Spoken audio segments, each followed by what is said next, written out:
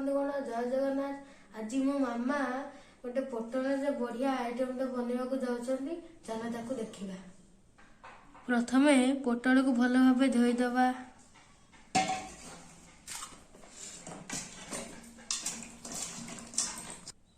पोटलटा एबे धोई जाइए, एबे ताकू आमे काटिबा।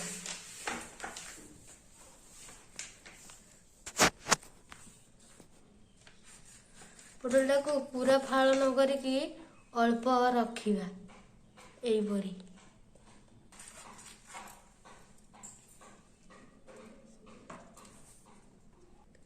एही पोटल रे पूरा देवा पई आवश्यक अनुसार पियाज, रसुण और कंचा लंका आनिबा।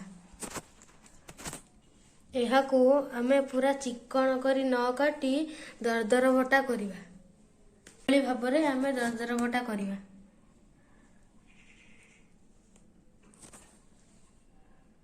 एबे आमे गैस रे कढ़ई बसैकी टिके अल्प समय भाई मसलाटा को भाजीबा।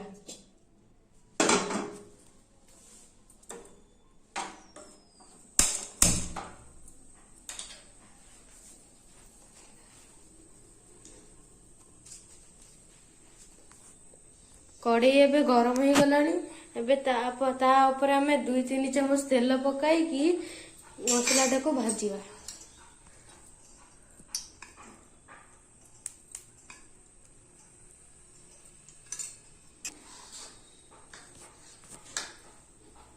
एबे आमे मसलाटी को पकाइबा।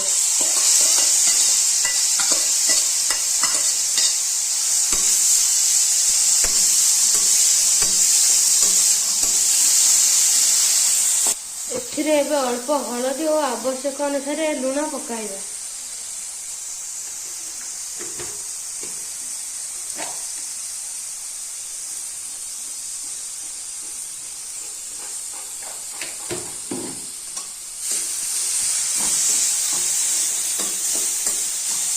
एबे अल्प टिके पानी पकाई मसला को 2-3 मिनिट कषिबा।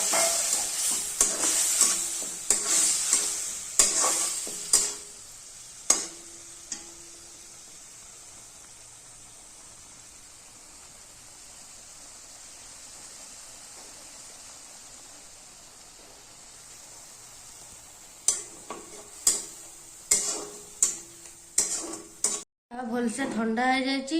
एबे आमे पोटल रे मसलाटी को पूरा भली भर्ती करदबा।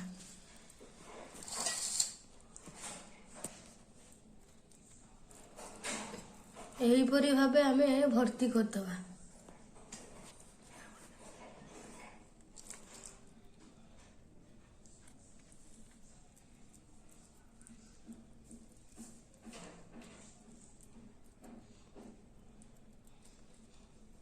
एपरी भावे आमे सबू भर्ती करदबा।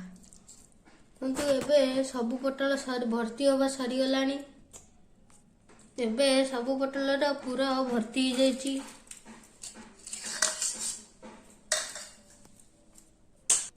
एबे सबू पोटल पूरा भर्ती हो जाइए।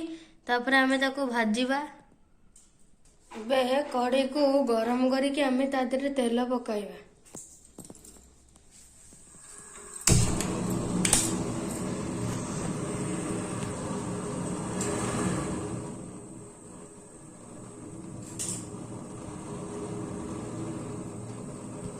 एबे कढ़ईटी गरम हो सारानी। एबे आमे ता देहरे तेल पकाइबा।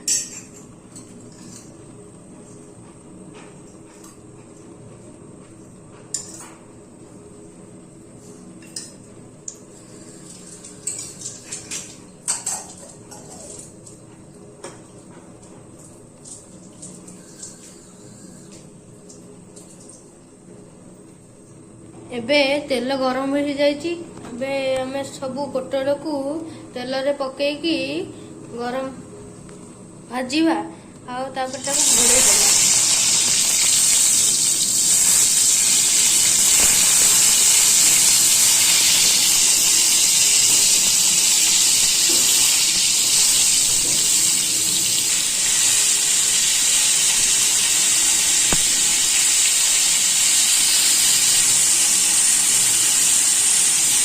ଏବେ ଆମେ ଗ୍ୟାସର ଆଞ୍ଚକୁ କମାଇକି ଘୋଡ଼େଇ ଦେବା।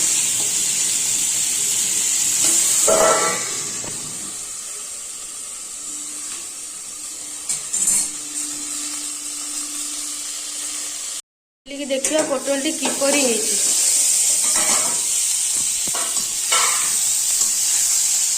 ପୋଟଳଟି ବହୁତ ବଢିଆ ଦେଖାଯାଉଛି।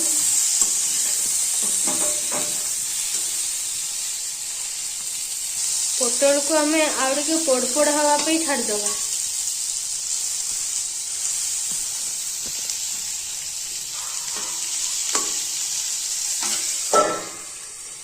ଏବେ ଆମେ ଘୋଡ଼ଣୀ ଖୋଲିକି ଦେଖିବା ପୋଟଳ ଭଜାଟି ହେଇଗଲା ନା ନାହିଁ।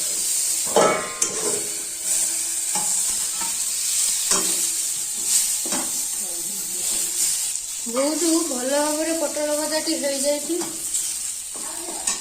ଏବେ ଆମେ ତାକୁ ବାହାର କରିଦେବା।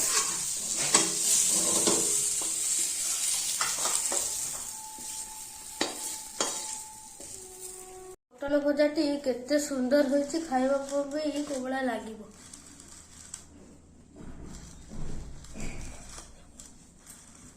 ଦେଖନ୍ତୁ ପୋଟଳ ଭଜାଟି କିପରି ଲାଲ ଲାଲ ହେଇଯାଇଛି ଓ ପଖାଳ ସହିତ ବି ଖାଇବାକୁ ବଢିଆ ଲାଗିବ। ଭିଡ଼ିଓଟି ଶେଷ ପର୍ଯ୍ୟନ୍ତ ଦେଖିଥିବାରୁ ଧନ୍ୟବାଦ ଓ ଭିଡ଼ିଓଟି ଭଲ ଲାଗିଲେ ଲାଇକ୍, ସବସ୍କ୍ରାଇବ୍, ସେୟାର ଓ କମେଣ୍ଟ କରିବେ। ଜୟ